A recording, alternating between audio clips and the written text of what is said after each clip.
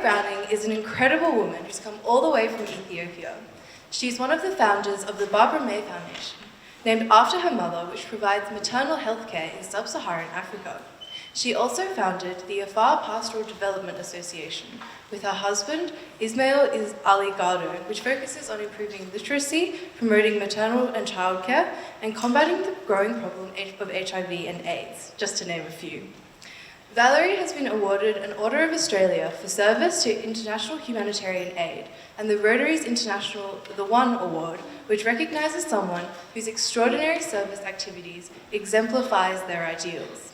Without any further talk from me, here's Valerie.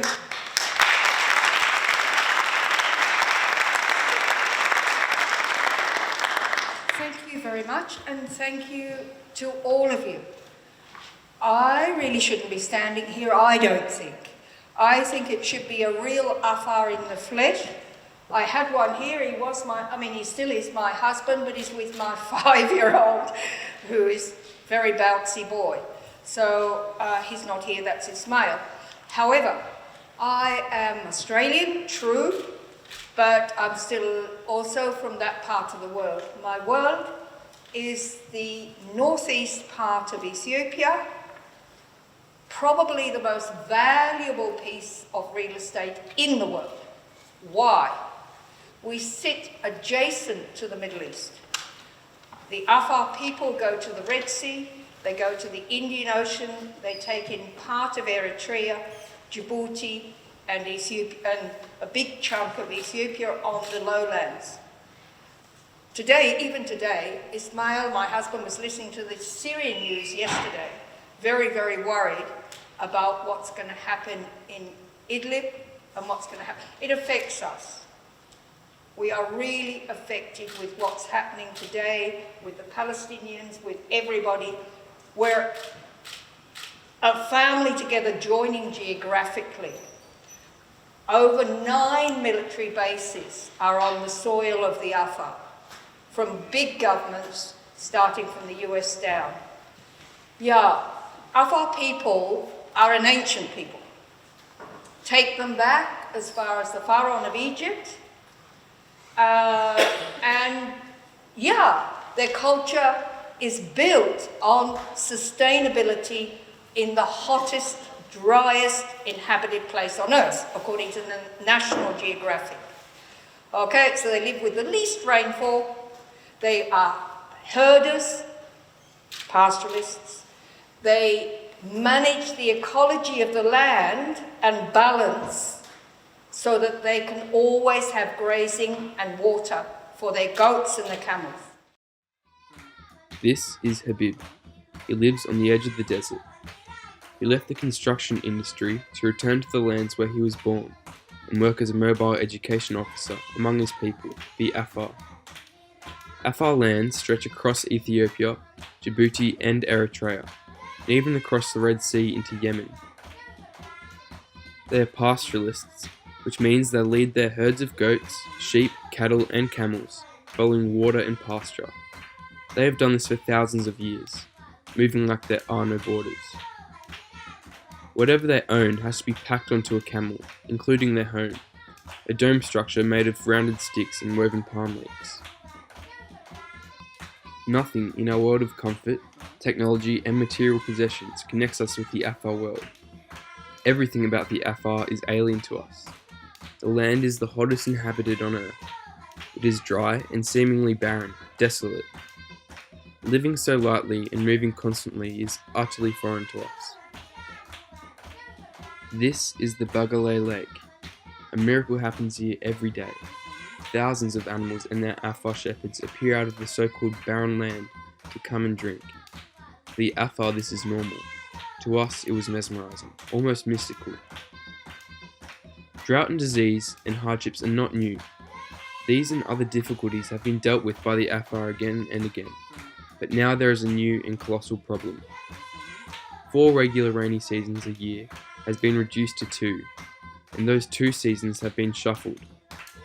Living at the margins is challenging at the best of times, but with climate change it is now extreme.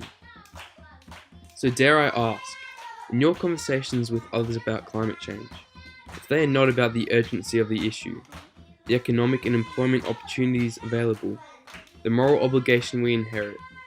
If your conversations about climate change remains the same old us versus them, the whole tug of belief and non-belief in science, then remember this. There are people who live with its brutalising reality now. There are people whose ancient livelihoods are on a knife edge now. Climate change has ushered in a new cruelty that the Afar live with now. The Afar are not poor, but they are vulnerable. They are generous, hospitable, and extraordinarily resourceful. Remarkably, they remain optimistic. The Afar deserve respect, and our lives do intersect with theirs. Climate has no borders. Changing the way we act, let alone speak about climate change, is urgent. So let's act, let's talk, now.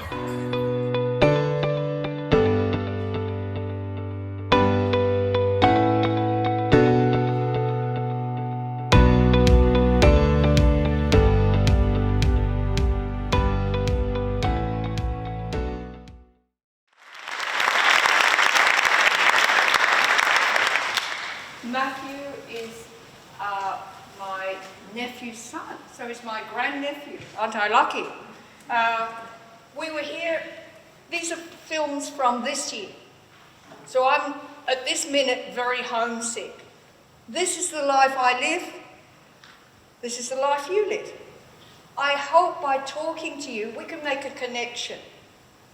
Matthew, his brother Zach, his father Richard, and others from Radford, others from Australia, have come and stayed with me. It's not a bad thing to do. What you do is you literally fling yourself into another people's life, another lifestyle. You come to realise that 22 million Australians are not the world. Actually, we are the world. We are millions more. Ethiopia, maybe as much as 110 million. Maybe. We're going to do a census soon, inshallah. But actually, the Afar people, for their nomadicism, for their tolerance and their ability, their resilience to cope in that sort of landscape, are totally marginalised. And my greatest fear as an Australian, this Australian leg is talking now, not the Afar one, I'm scared they're going to have to become extinct. The Ethiopian government is saying settle. The world governments, America, whatever, are saying, oh, you know, I mean, if it was in a town, we'd do something. But with these pastoralists, are you mad?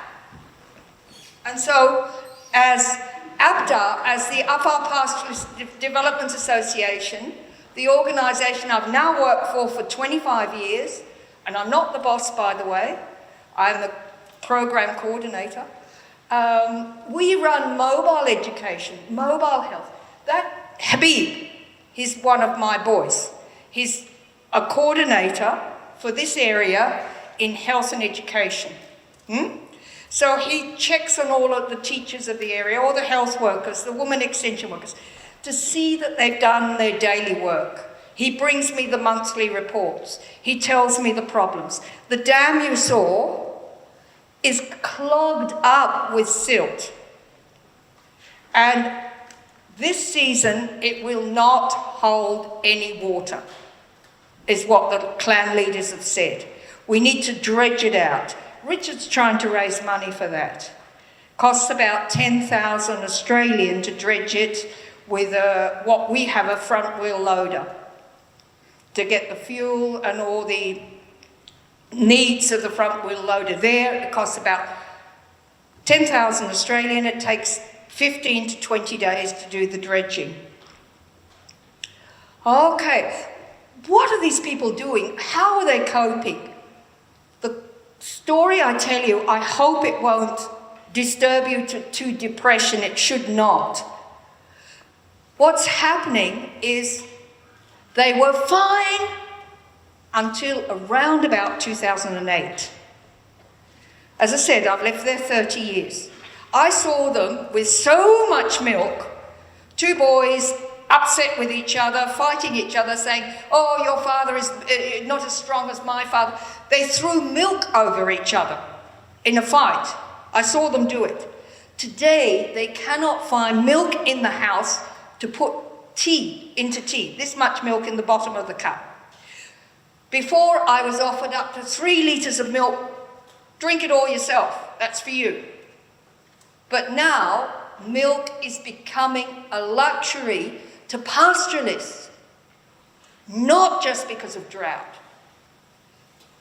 The Ethiopian government has put into Afar region a huge sugarcane plantation, taken up the main water of the Awash River, polluted the water till it's poisonous, and taken away the dry season grazing of the goats and camels. So they're driven back into the hinterland, and they must have up to 6 months with such little pasture for the animals to graze, no milk in the house. Afar are going down, down, down in their livelihood. They had a prosperous, a very good livelihood, strong. But today, I can say, even though it rained last year, there are more households who are destitute. Well, I've been here, I've been getting the reports. So what's happening is there are in every community maybe up to 25-30% of the households with no goats. Each Afar household helps the poor ones. That's their tradition, that's their culture. So they drag themselves down. Ethiopian government's not prepared to help. World Food Programme says we haven't got enough food. So 1 in 2 children of the Afar is growing up stunted. My appeal is not so much for food, for medicine, for that. It is for the relationship with this world. Unless this world believes that the Afar should survive, they will not survive. They will simply not survive. The Ethiopian government must change. It must give policies that suit the Afar. We're the only organisation who does mobile education and mobile health. 81% of Afar mothers deliver in the house. They're all ours, for our small organisation to deliver the babies. Those 19% who deliver in the health centres and the government institutions are looked after by the government. They're in the government statistics. Ours are not in the statistics. So how many mothers are still dying in childbirth? How many newborn babies are not surviving? We are not actually overpopulated because we have the highest infant and under 5-year-old death rate in Ethiopia. It can be corrected with corrected policy. If the government is prepared to do, as we've managed to model as an organisation for 25 years, a mobile system. If we can get the pastoralist household livelihood strong enough. For example, there isn't a single slaughterhouse in Afar region. Just 15 kilometres over the border in the other regions, the slaughterhouses are there, the tanneries are there, and so the reason for marketing is over the border, not in Afar region. It's illegal for Afar to take their animals cross-border into Djibouti or Eritrea. They are in prison for doing it. This is the restrictions our government continues to hold on the Afar livelihood.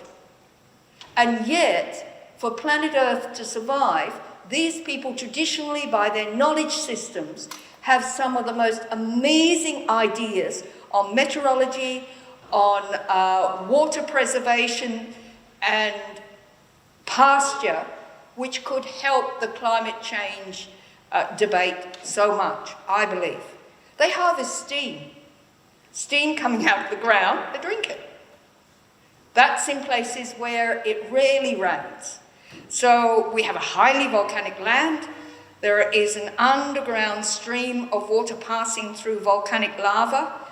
The condensation reaches the surface of the land. You can see wet patches.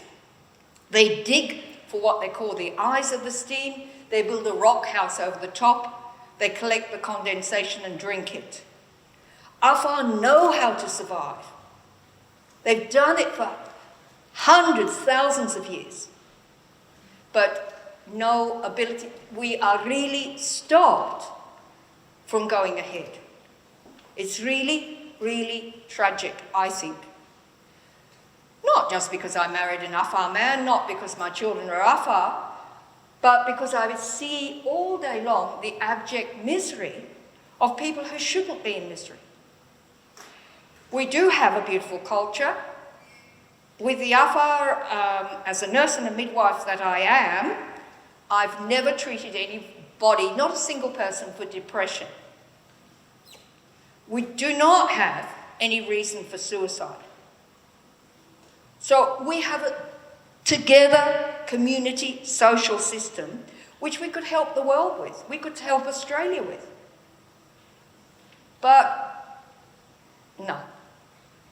The world wants the Afar to settle. They want to be having them on the asphalt road and take them away from their livelihood. This, I think, is an enormous tragedy. It's a bit like, there was a guy who visited us very recently from the Red Indians of North America. Unfortunately, I wasn't in the office when he came, but my office colleagues told me about the enormous discussion they had with this guy. When he saw the sugarcane plantation, when he saw what the government did, he said, that's exactly what we went through in America as Red Indians. Years and years and years and years ago. It's repeating, repeating, repeating. It's not only, my friends, climate change. It's the obnoxiousness of the West to say they are right and that their economy must go forward to the neglect of people like this. And it's not just the Afar. There are plenty of societies throughout the world who could come back and enrich the dialogue, the discussion, and the debate of the world to get a solution, a vast solution that we need today. Yeah? I mean, I utterly commend all that I heard in the first session. Marvellous. This is your engagement. But I'm inviting you now to please connect with people beyond your shores. Really look at the world. Really look at the painful situation the world economies are pushing us into. We cannot get out of. Afar is full of minerals. Gold is everywhere. That's known.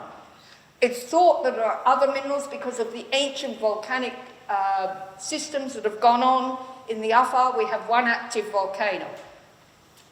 But the mining is done by, at the moment, 5 international mining companies, nothing to the community. Community are uninvolved. They bring people from outside Afar to work. So does this not build up the thinking of conflict within the mind of people? Of course it does. The sugarcane plantation is run by non-Afar. The mentality is totally wrong. So in the end, we don't wait for governments, not the Ethiopian government, nobody. We wait for civil society. We long for civil society to be connected to, not just connected, but let's work together. I tell you what, that 13-year-old with his bicycle and his truck, whatever he calls it, what a great little fella. I mean, if Canberra had 20 of those boys, what a change would happen just here, right? So Greta, other people, look, the civil society can do it. I mean, I'm an illiterate person, but the world is ruled by mad people at the moment. Totally mad. Huh? There's barely a country where the leader's sane. It's sad. Huh? I mean, look at it. I mean, look at the Philippines. Look at, Boris, cousin of Donald, and all these people. I mean, they're all mad. Yeah? And good old Putin puts his foot in. I mean, they're crazy. So we don't need to look to them at all, I don't think. They may stay in power because they have an electoral base. sadly. But civil society must work together. The last sentence I want to say is, there is enormous hope in Ethiopia, and I myself, our organisation, and everybody must take the opportunity. We've just had the door open for free speech in Ethiopia. Believe it or not, nobody ever said it, but we weren't much different to North Korea. We weren't. We were a totalitarian society up until March 2018. New Prime Minister, 44 years old, he says for the first time to Ethiopia, welcome back to the dissidents, open the door of the prison for the journalists. He let everybody out, but he's got now the Pandora's box open. So he's got 6 areas of Ethiopia with serious conflict today. But inshallah, the will of God, he can handle it. We hope. We're behind him. It's the best we've ever seen. And the youth of Ethiopia are so elated. We have a group of youth in Afar, camel boys, everything. They came to the roadside in joy and just lay down on the roadside. They were so happy to have this new Prime Minister. They wanted to move off the dead Afar government. People want to activate, but they need encouragement. We have a university in Afar, Samara University. Connect to it. We have schools, obviously. There are universities all over Ethiopia, but please connect to ours first, and then we'll connect you to the other ones. But all in all, those who are learning, those who want to be something, whose lives are just blooming, they have to be connected together. And I hope Sophie conquers the world. I really do. What a great woman. So in the end, we've got plenty to hope for, but it's hope in each of us. We mustn't deny that. And it means not just my talking, that's going to do nothing. We must question each other and say, what shall we do? How will we connect? Come and see. What's the point of action? It is collecting money with Barbara May Foundation, yes, but not just that. Ask the Australian government what their position is on the issues of the Horn of Africa. We've got Syrian refugees living in the town I live in Logia. Syrian refugees, women and children.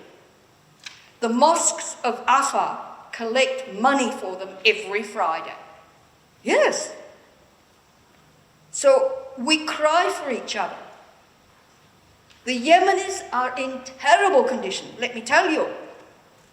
They're coming in all the time. I've got Yemenis in my house. So in the end, we're hurting each other at the moment. The Yemenis, ask the question, why do Yemenis never go out as refugees? It's a very big question, and it is because of the atrocity inside that country. They can't get out. But this should not be supported. What's the Australian government's connection with Saudi Arabia? Ask them. What the hell are they doing? These are criminal governments now. The Emirate government of the Arab Emirates and the Saudi Arabia are the big baddies in our area at the moment. Enormous. They're just burning Sudan. So please, our area is in conflict. But we could get out of this. We could. And we could get out of it if the civil society talked seriously to their governments here in the West. That's where it can help start. And we should not tolerate these transfers of money, as has happened right now, to Sudan to keep the military in place. The Sudanese civil society have died on the streets of Khartoum. Nobody's done anything. So, Canberra's great. You're doing a great job here. I love this forum. What an amazing forum. As I said in the tea break, I hope it goes worldwide. This forum. It should go Australia-wide first, Canberra-wide first, bring in everybody. Why not?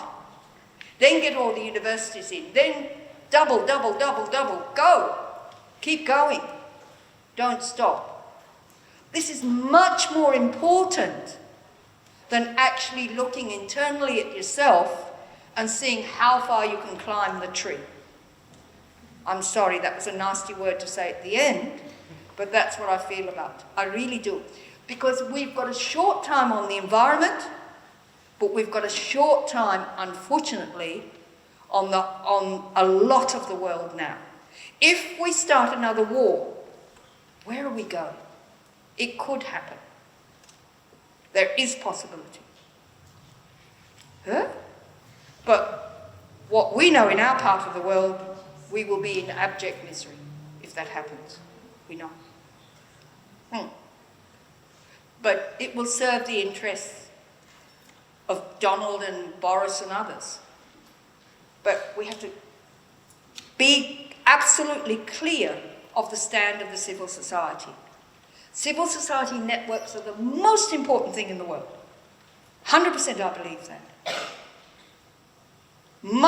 They can do so much more than the governments of the world. Yes, they can overrule the government. Why not? Yes, do it. Don't take the nonsense that's going on now. Okay. But you are in the free speech position. We're just learning free speech in Ethiopia. When we've learned it, we'll come and talk to you properly. But these people don't know how to get into free speech. They're fighting each other at the moment. We hope this is going to get calmed down and then we'll be connected to you guys. That's what I long for. Yeah? So, in closing, thank you so much for having me. Thank you so much for letting Afar have a space in your thinking. But let that space go further. Go to the websites, go to everything, travel through the internet. If you can, travel to me. Connect to me on an email. I'm not very good on this social media. And then let's do something. Damn it. Yeah. Why are we waiting for more misery?